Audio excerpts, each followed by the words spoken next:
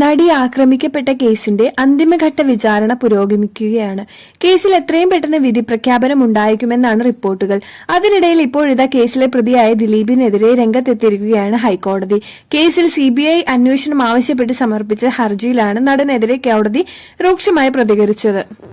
നടി ആക്രമിക്കപ്പെട്ട കേസിന്റെ യഥാർത്ഥ വസ്തുതയും കേസ് രജിസ്റ്റർ ചെയ്യാൻ കാരണമായ ഗൂഢാലോചനയും വെളിച്ചത്ത് കൊണ്ടുവരാൻ നീതിയുക്തവും നിഷ്പക്ഷവുമായ അന്വേഷണം വേണമെന്നും അതിന് CBI വരണമെന്നുമാണ് ദിലീപിന്റെ വാദം.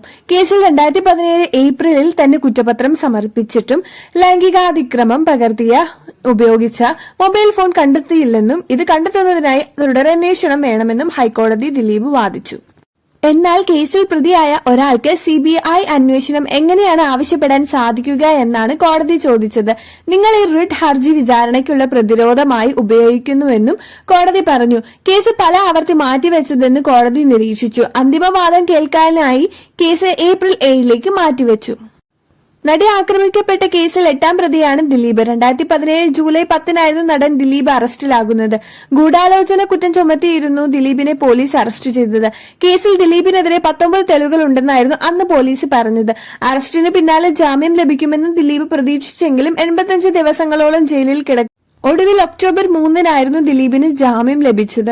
അന്നു മുതൽ കേസുമായി ബന്ധപ്പെട്ട് മജിസ്ട്രേറ്റ് കോടതിയിലും ഹൈക്കോടതിയിലും സുപ്രീം കോടതിയിലുമായി 50-ന് മുകളിൽ ഹർജികളാണ് നൽകിയത്. ലക്ഷങ്ങൾ ഫീസായി നൽകി ഇന്ത്യയിലെ തന്നെ പ്രബലരായ വക്കീലന്മാർ നിയോഗിച്ചായിരുന്നു ദിലീപ് ഈ ഹർജികളെല്ലാം സമർപ്പിച്ചത്. ആദ്യം നടി ആക്രമിക്കപ്പെട്ട കേസിലെ ദൃശ്യങ്ങൾ ആവശ്യപ്പെട്ടിട്ടും രേഖകൾ ആവശ്യപ്പെട്ടുമെല്ലാം ദിലീപ് ഹർജി നൽകി. പിന്നീട് പ്രതിപട്ടികയിൽ നിന്നും ഒഴിവാക്കണമെന്നും കുറ്റവിമുക്ത ആക്കണമെന്നും ആവശ്യപ്പെട്ടാണ് കോടതിയിലെത്തിയത്. ഈ വിടുതൽ ഹർജി പിന്നീട് നിയമോപദേശത്തിന്റെ അടിസ്ഥാനത്തിന് ദിലീപ് പിൻവലിക്കുകയായിരുന്നു.